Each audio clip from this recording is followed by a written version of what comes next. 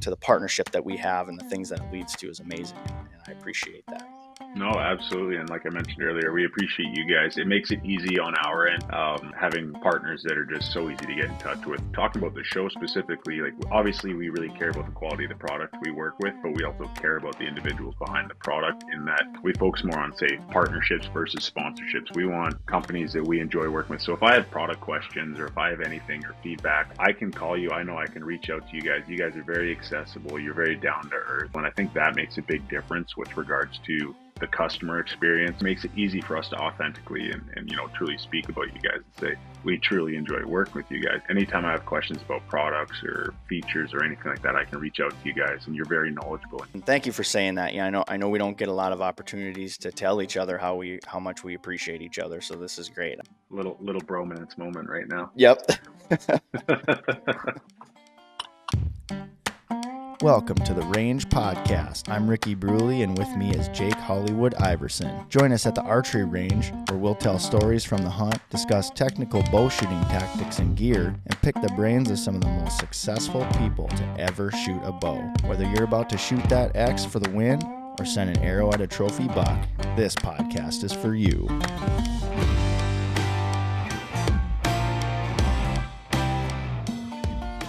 The Range Podcast is brought to you by Vapor Trail Archery, makers of the best bowstrings money can buy, originators of limb-driven arrow rest technology, and innovators of Stokerized stabilizer systems. Welcome to The Range, everybody. I'm Ricky Brule, your host, and thank you for joining us today. You can also find the video version of this episode on our Vapor Trail YouTube channel, so please head on over there and subscribe. Very excited to chat with our guest today, Joe Eppele, co-host of The Edge on Wild TV, right alongside our previous guest, Steve Ecklund. Joe grew up in a small logging town in British Columbia, hunting, fishing, and foraging to put food on the table. After a professional athletic career, one thing led to another, and here we are, having a chat about that journey. Well, hey, Joe, how's it going, man? How you been? Ricky, I have been busy to say the least, but that's kind of status quo for this time of year. Mm-hmm. How about yourself, man? How you been? We haven't caught up in a while. Yeah, it's been wild. We're over the hump of the busy season now, and still just kind of trying to get our bearings back. And our previous general manager, he found a new job. Actually, bought a business. Johnny, Johnny, and and so we haven't had him. So we've been kind of trying to fill those shoes between 5 of us here in the building, and so just again trying to, now that the smoke is cleared, just trying to get reorganized and recoup. So that's where we're at with that. Those are some big shoes to fill. I'm sure you guys got a lot of work going on. Yeah. At least it's, happening in the peak busiest time of year for you guys when everything's crazy to begin with. Honestly, there really isn't a good time for that sort of thing to happen. But yeah, at least he moved on. I think it was just before the busy season hit us. But again, it wasn't really, he bought a business, so it wasn't really a choice for him. You know what I mean? When it happened is when it happened. So that's kind of how it went down. But wish the best for him. He's doing awesome over there, and I still communicate with him quite a bit. So, but yeah, so for our listeners that maybe don't know you, I know you've got a pretty good following. But for the listeners that don't know you, just give us a little introduction on, kind of what's the origin story of what got you into hunting and kind of where you are now. That's a big question. How much time do we have? Let's see, what got me into hunting? Well, I grew up here, coastal British Columbia up here in Canada, small little logging town. And growing up, like we were just your typical logging town family. We hunted to put food on the table, hunt, fish, mushroom, do all of that stuff from a very young age. But then kind of what got me more into what I'm doing nowadays is throughout my life, I had a professional athletic career. And got into a few different careers after I retired from football. But my passion, my real love has always been the outdoors and hunting. And I was fortunate enough, I had a job opportunity open up with Wild TV, the station, the network that our show is on. And through my relationships there, a kind of an opening came up with the show The Edge to host a show with Steve Ecklund. And it just so happened that Steve and I got along pretty well. And I guess we're going into year 5 now. I've been running around the hills and having fun, and with a cameraman and getting to share my stories with everybody. So yeah, it's been a fun journey. That's kind of a very, very, 10,000-foot overview, but that's a little bit about what got me to where I am today. Okay, cool. That's awesome. And so you're a family man. You got it. I love watching the stuff that you're doing with your boy.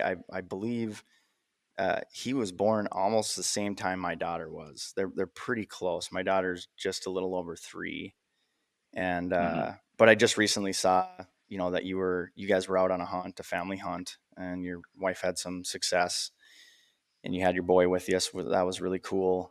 Tell us a little bit about being a dad. Like how's that been, and all the good things about being a dad. It's been great from start. I've got a very patient wife. The one thing that is a challenge is, just balancing the commitment between the outdoors and your family life. Yeah. It's a lot easier when it's just you and your partner. Now all of a sudden you mix a kid into it. Hmm. Um, Especially when I'm out on some of these longer trips.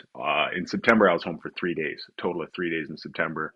And you definitely do start feeling a little bit of that guilt. You should be at home, Hmm. being around your kids, that kind of thing. Hmm. But yeah, no, being able to raise my son and start getting him interested in the outdoors as we go along. I mean, obviously, so Junior's not quite 2, so he's still a youngster, but he's big. He's a big boy.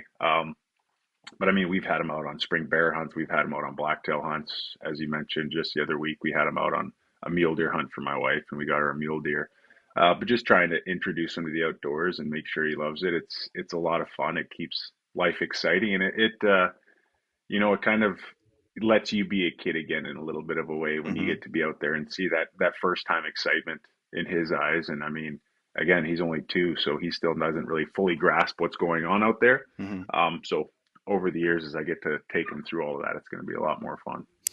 Yeah, it's fantastic. I love that perspective too about how it kind of brings you back to when you were a boy and all that, and just the good times. You think about that. My daughter she absolutely loves the outdoors. She's not much for the cold though, so uh, she's just starting to figure out. For some reason, she's a bit of a feral child, so she really loves to run around naked. And the other day, she just bolted out. I opened the door and she bolted out the front door completely naked. And she was like, "Oh my gosh, it's Oh cold out boy. here," and ran back in. And of course, I was like, "No, get back in here. You got to put some clothes on." But uh, yeah, it's just awesome. I've taken her turkey hunting too, and she had a blast. Just sitting in the blind. She kept telling me to be quiet because my chair was creaking and all that. So it was pretty fun to see the enjoyment that she gets all out of that. And like I said, it's really cool to see the experiences that you're having with your boys. So I appreciate that. I think it sounds like our children are very similar in the fact that they like to be feral and run around naked. I don't know if you saw it. I threw up that one little picture the other day. My son, I turned around and my son is fully naked, crouched down like Tarzan, drinking out of our dog dish or the dog's water bowl. While my dog, I've got an 80-pound Italian Mastiff. She's eating out of her food dish and he's drinking out of the water bowl right next to her. And I was like, okay, maybe we're raising him a little too feral, but as long as he's wild, I'll take that over video games and all of that any day. right, for sure, for sure. It makes me think of the Jungle Book, Mowgli running around. Um, so you've had a pretty good season so far. Correct me if I'm wrong, because I'm going based off your social media, and I follow along and I pay attention. But I have so many pages that I gotta pay attention to. But it looks like you've gotten a caribou, you got a stone sheep, an elk, and then of course your wife. She had no, that was a mule deer that she shot.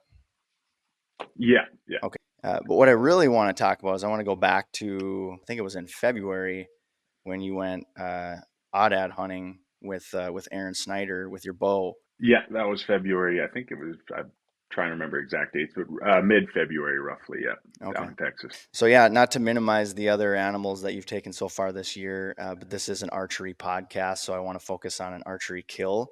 So tell us a little bit Yeah. about that hunt and how it all went down. We'll be right back. Hey everybody, Ricky Brule here, Vapor Trail. We're really excited about some new features that we've just added to the Gen Integrate X limb driver arrow rest.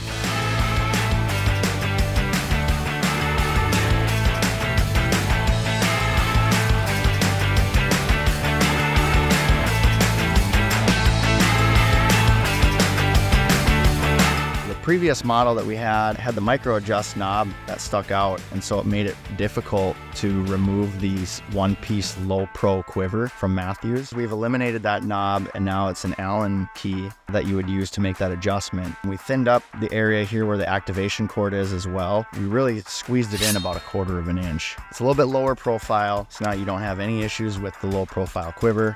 Comes off nice and easy. And you also have, of course, the added feature of the integrated mounting system, so you can mount the arrow rest right to the rail on the riser of the bow. Additional features include new markings that differentiate your locking screws from your windage and elevation screws.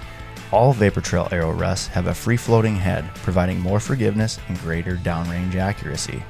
No need for a bow press. Simply tie the activation cord to the limb and say goodbye to interference with cam timing caused by cable-driven arrow rests.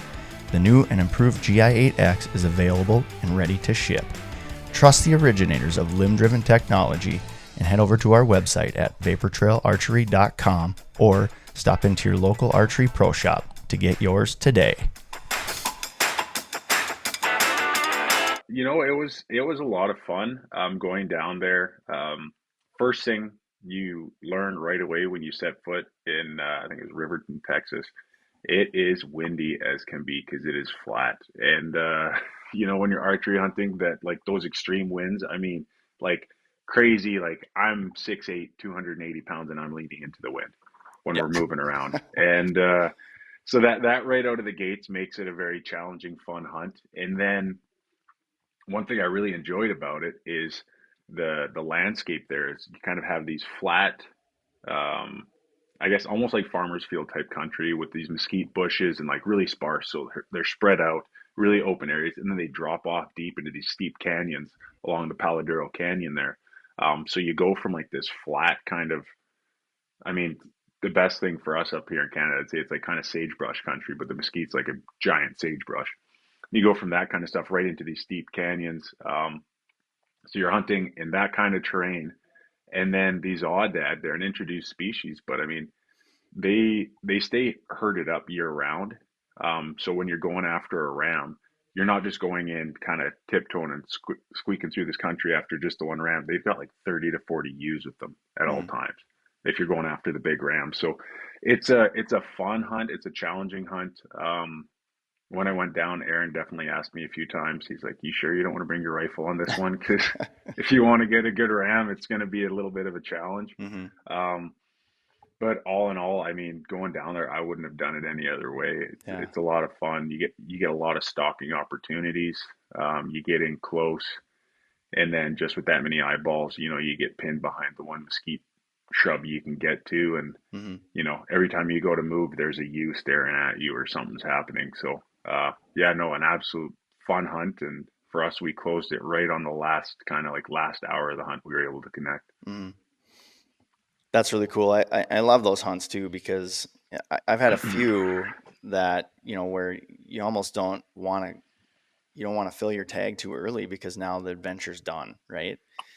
And so those are always great stories when when it happens on the last day. I've got two of my biggest whitetails happened on the last day of a specific hunt, and again, just being able to have the story and everything that leads up to that moment is great. So did you guys stay with, maybe you said this already and I missed it. Were you with an outfitter then, or like staying with an outfitter, or how did that process work? Yeah, so Aaron's actually teamed up with I think it's Top O Texas Outfitters Okay. down there, and they have two different camps that they hunt aoudad out of. I believe they do some other species hunts down there as well, but we focused just on aoudad when I was with them.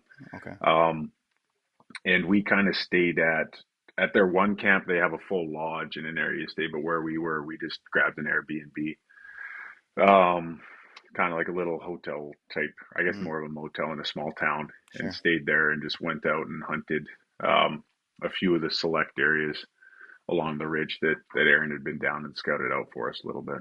Okay. Okay.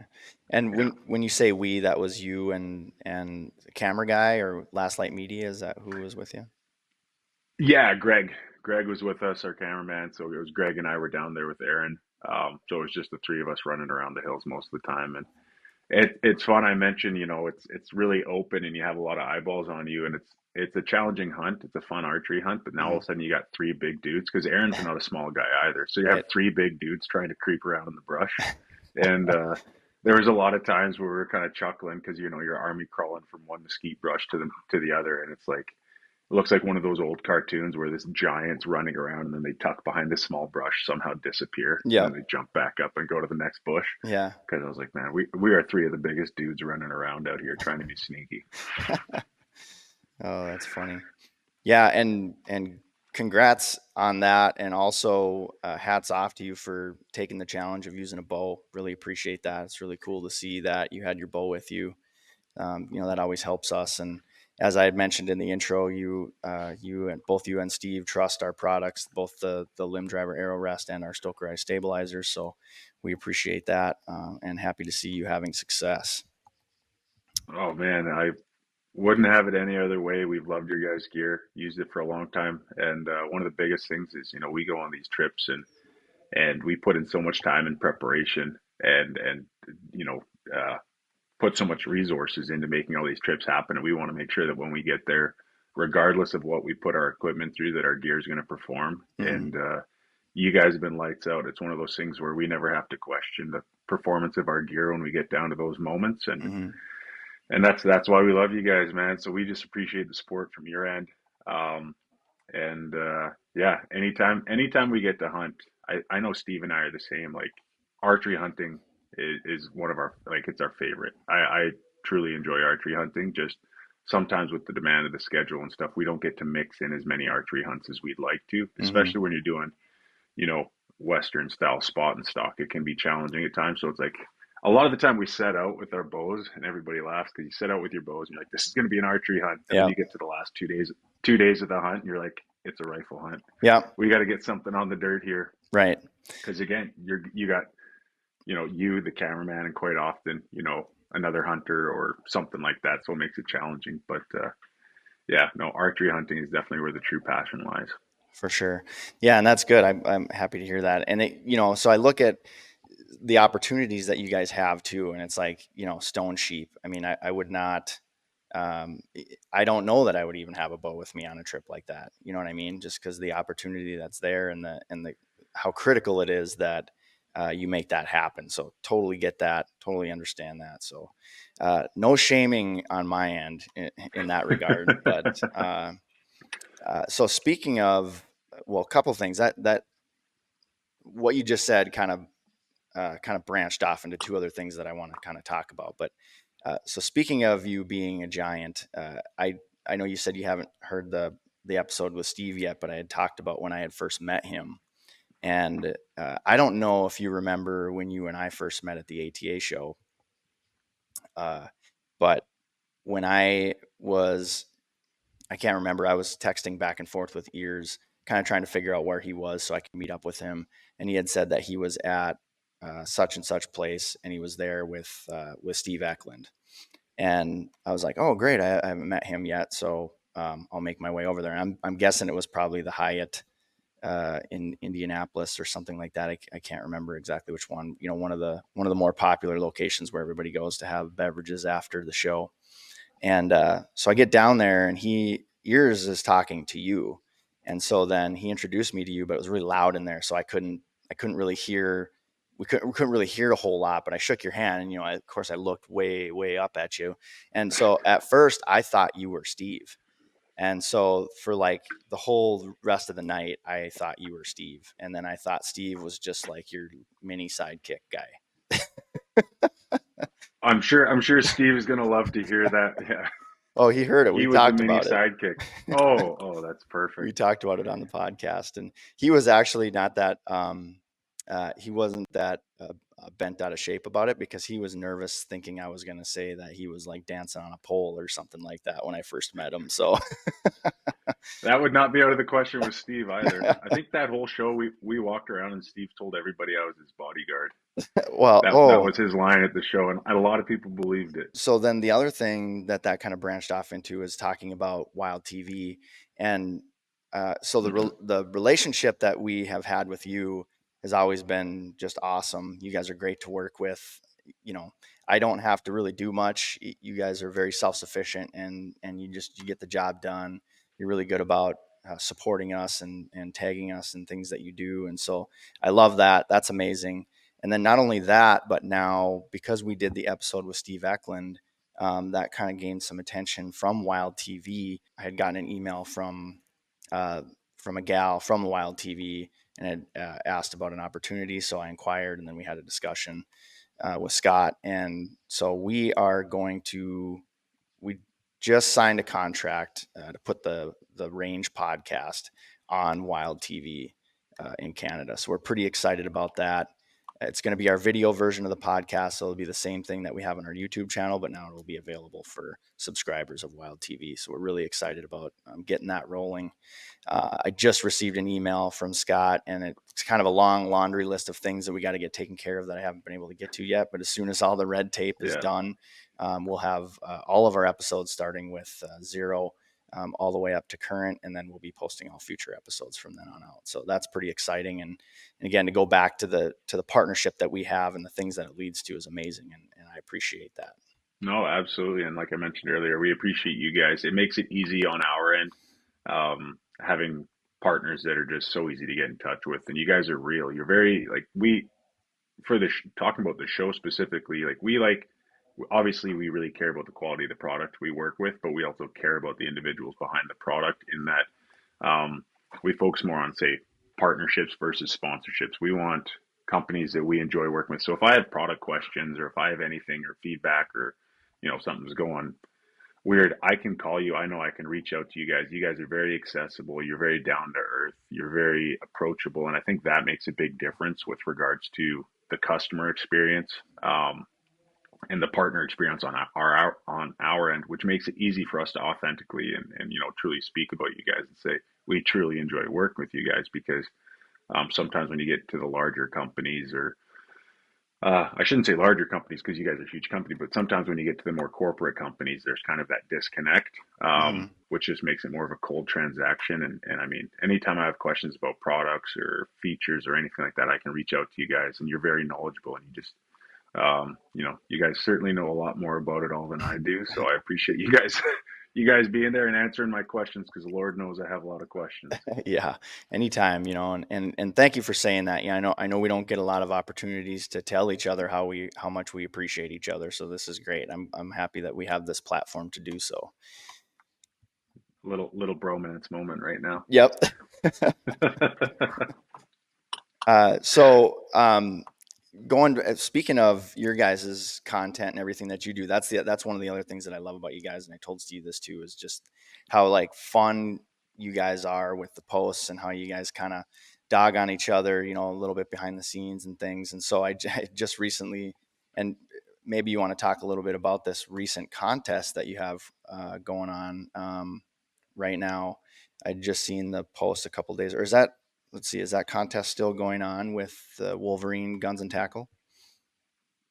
Oh yeah, Wolverine Guns Attack. So they're a great retail partner we've had with the show for quite a while. They've been partnered up with the Edge for quite some time. Unfortunately, some stuff happened with them with regards to their agreement with their landlords and some other things. So they're closing their doors, Oof. which is very sad to see because Right. they've been phenomenal. Like they're a big part of their community where they Mm-hmm. are, and we've really enjoyed working with them and Jamie over there for a long time. But as they're closing their doors, they wanted to do a fun little giveaway. So anybody that so right now they're auctioning off all of their inventory, and I mean they've got you name it, the full spectrum of product and inventory over at their location, and like minimum of I think 40% off on all their stuff.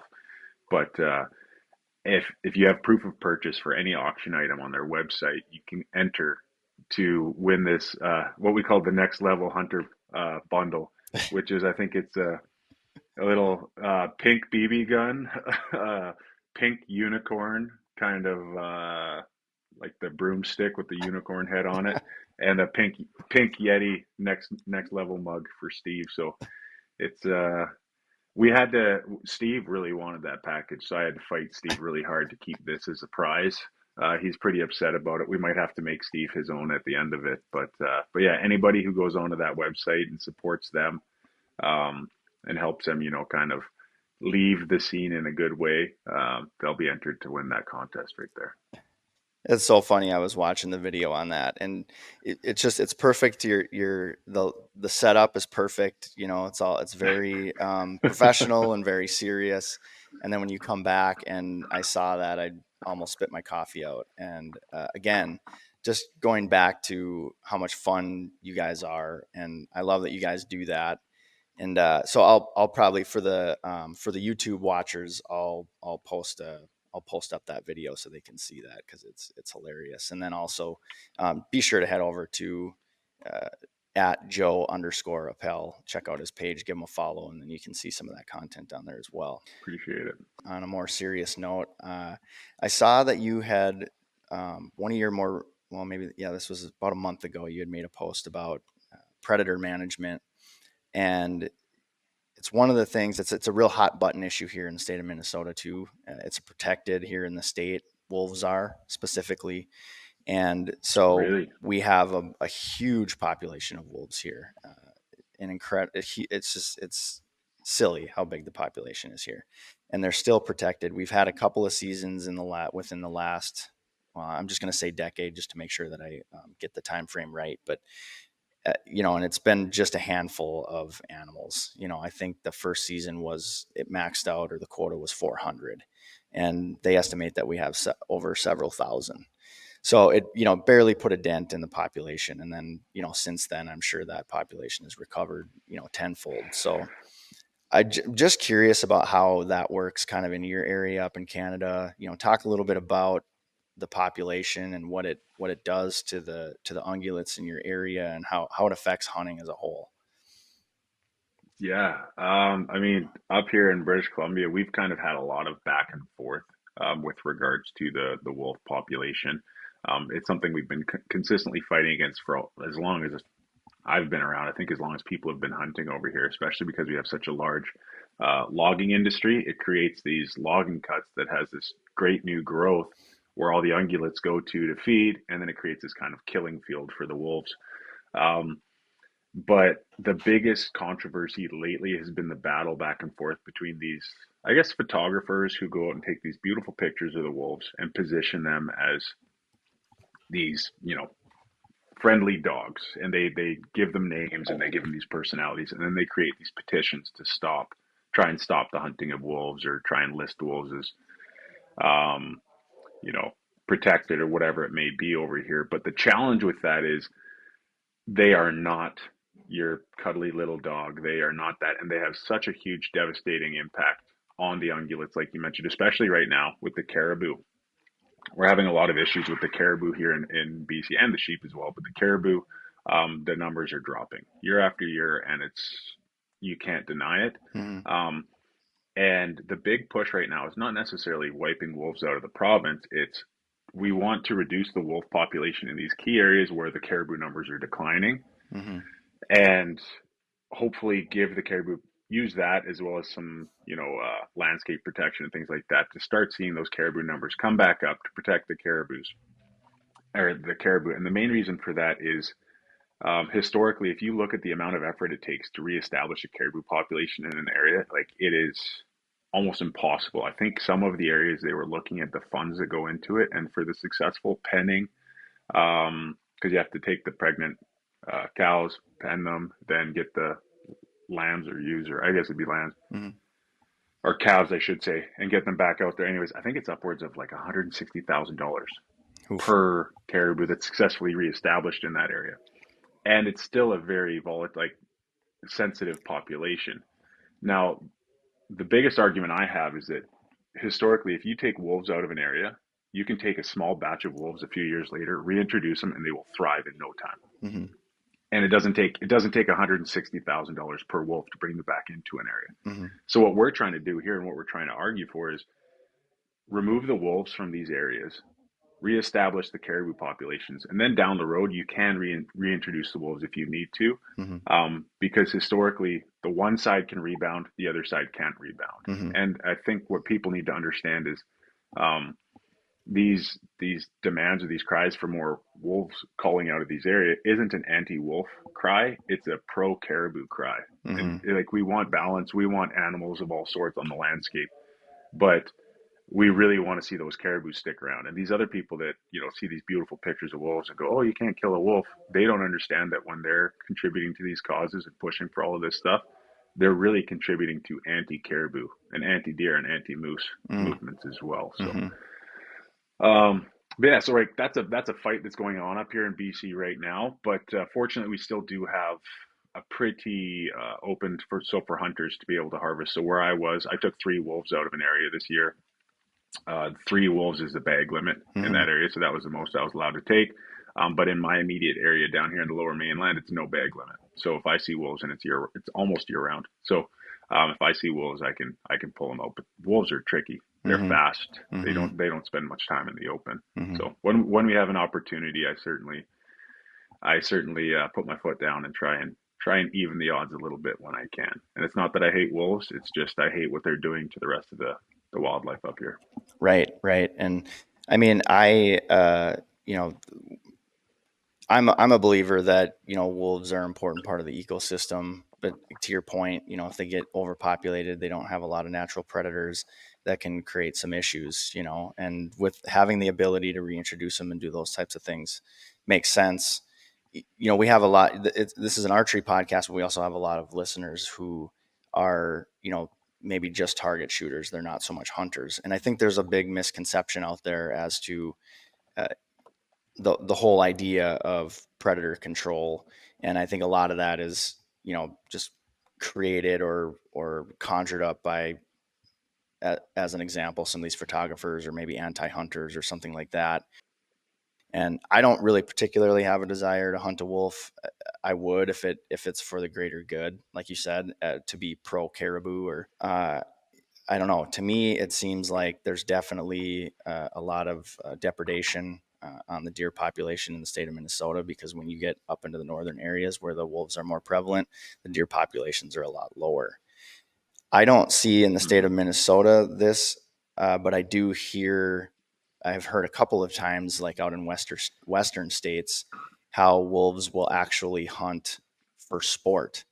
And I don't know how much Yep. truth there is to that because I haven't witnessed it myself. But do you see that up in BC as well? Yeah, yeah, they'll kill. So when hunting's good, they'll kill and just eat prime cuts or just kind of eat the rear end or the guts out of certain animals because that's the high calorie areas. Mm, Or at times, basically, the wolves don't know. Um, I guess it's my perception, or what a lot of people out here understand, is that the wolves don't understand what their next meal is going to be. right. So if they can kill an animal, get it on the ground, and go, okay, well, there's more. Let's go hunt and kill those. We'll come Mm-hmm. back to this one. Mm-hmm. Well, sometimes if they get on a trail and they can kill a lot out of a herd of elk or some caribou or something like that, they might not make it back to those first ones that they kill. So they wake up and they think about killing animals and making sure they're full before they go to bed. Mm-hmm. That's what wolves think about. So it's just their instinctual pattern. So they go out there, and yeah, if there's an opportunity for them to stalk something and kill it, they're going to do it. Whether or not they get back to that meal, they're going to kill stuff to make sure that they have that reserve.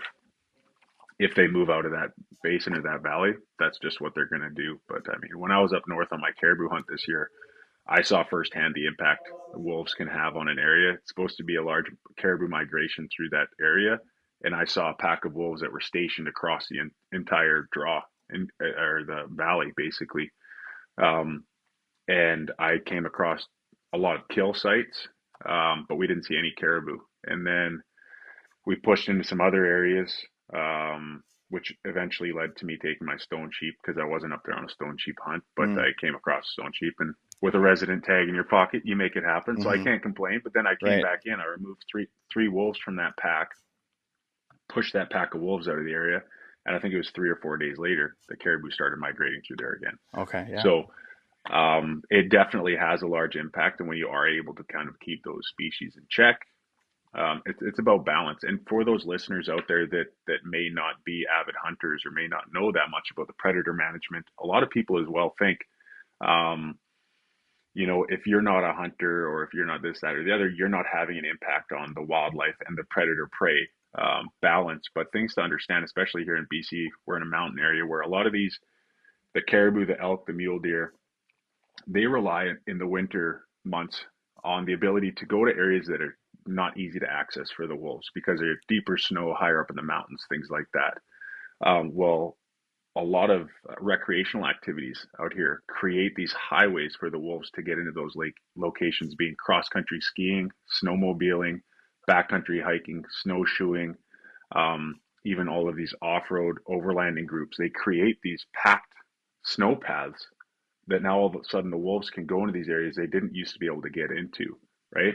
Mm. Um, so now all of a sudden that creates an unfair advantage for these wolves to go in and have a bigger impact on these populations. So it really is everybody should be interested in this in some level with regards to predator management. It's a big issue. Mm-hmm. And I think sometimes the other side that's kind of anti-predator management, they just post a pretty picture and do like some kind of tear-jerking one-liner, and then people just glaze over the subject and don't really look at the long-term impact of unstable predator populations. Mm-hmm. But it's one of those things that I think definitely needs a closer look. And if we don't correctly manage it in the long term, we're going to start seeing different wildlife populations falling off of the landscape. Mm-hmm.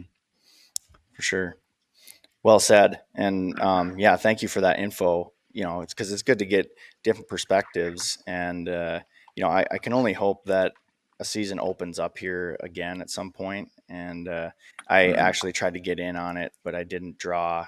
And I believe most of the wolves that were taken in that year were trapped through trapping because, as you said, they're very elusive, they're very quick, and trapping is probably the most effective method for doing so. Mm-hmm. And I know the former owner, Jared Fondy, had a tag, and he was actually able to fill his tag with. I think he used a rifle. Actually, he had a bow with him, but I think he ended up using a rifle just to, uh, again, just to make sure that you can fill that tag because I can't imagine how difficult it would be to take a wolf with a bow.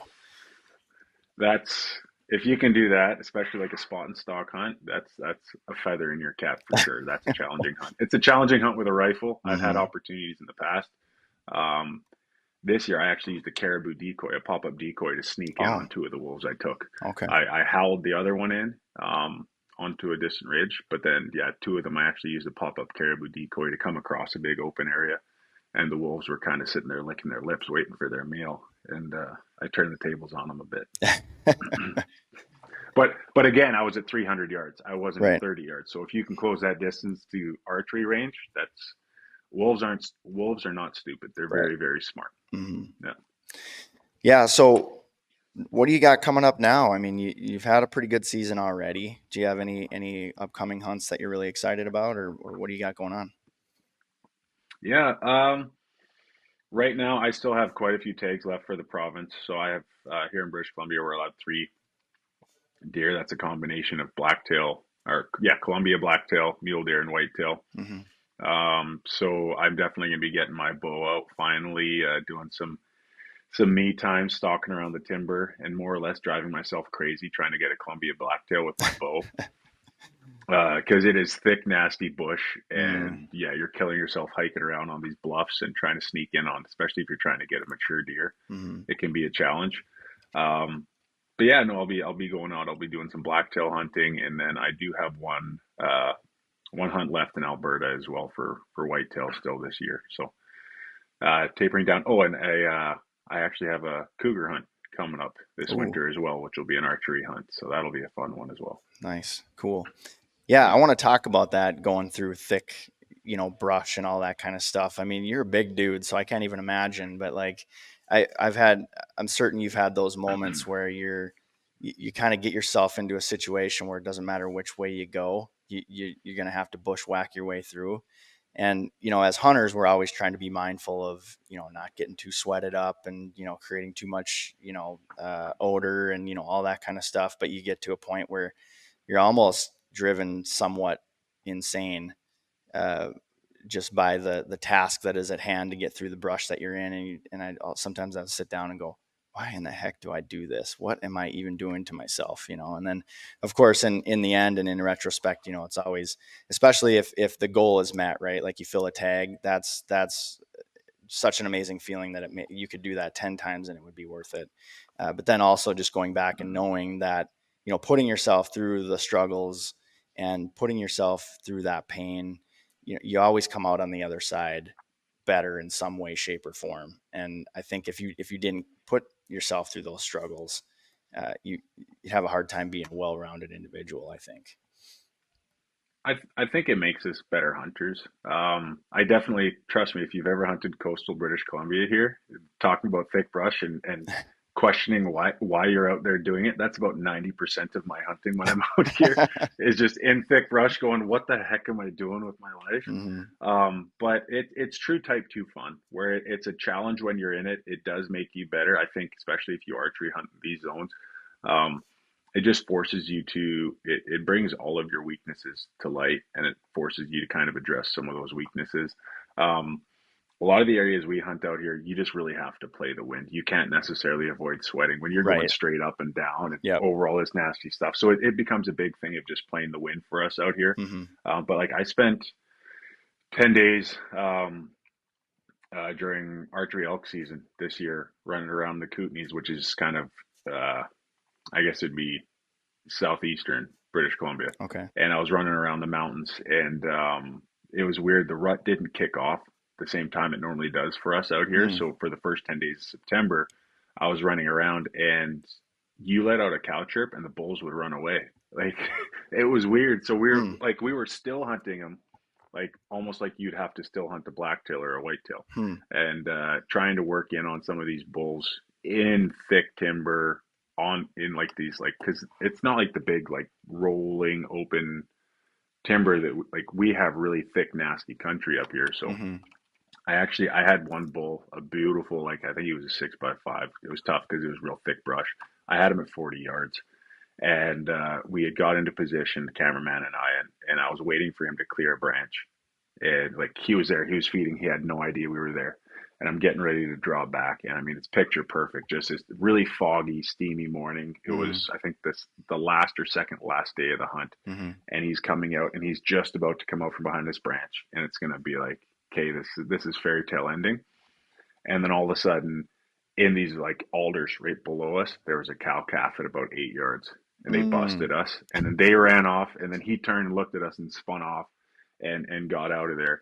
Um, but yeah, no, that was a big part of my goal this year was archery elk in the Kootenays, and it did not pay out. But I took everything I learned on that hunt when I was out there for archery. I went back in there with my rifle later in the season. I had a weekend to get out there, and Mm. I was able to take a nice elk. But it was everything I learned about the area, about the elk in the area, about everything when I was in there doing the archery elk hunt that made it so I could go back in with my rifle, get quick success. Mm-hmm. So Yeah, no, that's great, man. And I'm super envious of the time and that you get to spend and where you get to spend it. I've only had the opportunity to hunt elk once. Well, I've had opportunities, but haven't been able to bring it to fruition. But I hunted once in Idaho, and yeah, it was a tough hunt simply because they weren't talking. And, mhm. I did have a few opportunities that didn't pan out, one of those things where it's like, you're like, oh man, if I would have done this or if I would have done that differently, I would have, it would have worked out. But those are the lessons that you learned. And I'm super excited to get back out. But back then, this was 2019. So I ended up just getting a over the counter elk tag. And I had a buddy who had previously been out there. So he knew the ground pretty well. So we kind of had an idea of what we were doing, what we were getting into. And, but now it's like a zoo trying to get things figured out over there in Idaho. So I'm going to stay far away from that. But yeah, looking forward to my next elk hunt, and good job on making it happen. And just again, I can't imagine. I've got a 5'10" frame that I can squeeze through the brush, and yeah, I don't know how you'd get through all that, man. That's wild. Yeah, everybody always sees me and they're like, "Oh, that must be so nice being so big running around the hills." Because their first thought is when you pack an animal out, then you've got this giant frame you can pack animals out. I'm like, yeah, but I'm like a freaking diesel trying to run around these hills. And I'm like, diesels burn a lot of gas, make a lot of noise, and we're huge. Like Yeah. it does not. It's not an advantage until after the kill. And when the animal's on the ground, then absolutely, I would say my size is an advantage. But Hmm. it certainly works against me at everything else. But again, it's just one of those things. It makes it more challenging. It makes it more fun. And then, the true definition of type 2 fun is when it does pay off in the end and you can still look back at it all fondly Mm-hmm. and laugh about it. But Mm-hmm. you're normally laughing about it after it's all over, not while it's all happening. Yep. Yeah, exactly. And so for anybody that gets over to your page, he's got a video where I think you're packing your wife's mule deer out, and you make that thing look tiny, man. It's Uh, not a yeah, it's not a small deer. It's not a huge rack on it. Don't get me wrong for a mule deer, but we had a day and a half to get my wife a deer on the ground, and mm-hmm. we wanted to get it back to the truck as in one piece, cape Mm-hmm. on and everything, and we were a long way from the truck, so my son could see it Mm-hmm. whole. Um, I would not recommend doing that though, because it sucked. Yeah, It sucked, man. because when you're facing the camera, you make it look small, but then as you walk away and you see the back of it, you're like, oh man, that's actually that's a big deer, and the fact that you are hoofing that thing out of there like that is incredible. So I guess it has its pluses, but Yeah, it's the advantage after the animal's down, but leading up to that moment, it's certainly a disadvantage at times. But yeah. hey, you win some, you lose some, you take your lumps as they come. Mm-hmm, mm-hmm. Yeah, and then trying to find a bow that's got your draw length, right? Like we've had to fudge some lengths on strings and cables and stuff to try to make a bow work for you. Yeah, and that is another thing that's so great about working with you guys. I call you up and I'm like, hey man, I need an extra, quarter inch, half inch out of this sucker. What are we gonna do? And Mm-hmm. we go to the drawing board and yeah, you guys when you guys say you do custom strings, you guys will do full custom. You'll get creative. Yeah. Yeah, I mean, we can do whatever we can, and thanks to Ryan Silver over there at G5 that was able to kind of give us some insight onto, specifically how that would work with the prime bows and everything like that. So that was a huge help. He was able to get us some information on that, and then I was able to educate you on it a little bit too. So that was cool. Yeah, no, that was a lot of fun, and those little things. I mean, again, go a long way, especially for us guys that are the outliers, I guess. I'm a long draw lefty. Nobody likes working with a long draw lefty, so you guys got to be pretty patient to work with me. Yeah, for sure. Yeah, thanks so much for taking time out of your day. I know you're busy. If our listeners want to look you up, where can they find you on social media, and then also where can they find the Edge TV as well? Yeah, for me, it's just my first and last name, so Joe_Eppele. That's on Instagram and Facebook. I believe they just look up the same. But yeah, again, thanks, man. Really appreciate you being on. Hey, I appreciate you having me on. Always good catching up with you, man. And I hope you get a few more days in the field before season's up. Yeah. Because it's the best time of year, and I know it's a Mm-hmm. busy time for you guys, and you guys certainly had a lot more on your plate this year than you typically do. But it's the best time of the year. You got to take advantage of what you can. Yeah, for sure. I'll definitely be getting out, and good luck on the rest of your season, man. I appreciate it. I'll keep you up to date on how things go with my blacktail. Fingers crossed. Sweet. Fingers Yeah, crossed. I'll have some good stories for you. definitely keep me in the loop on that. You betcha. Well, folks, that brings us to the end of this episode. You can find us at the Range Podcast on Instagram and on Facebook. You can also find me on Instagram at Ricky Wayne 80, and you can find me on Facebook at Ricky W. Brule. And then also be sure to head over to the Vapor Trail and Stokerized social channels. Give us a follow there. And please be sure to head over to Vapor Trail YouTube channel. If you like the video, hit the thumbs up button and make sure to subscribe so you can be up to date on all things archery. If you're listening, do me a favor, give us a rating and make certain you give us 5 stars.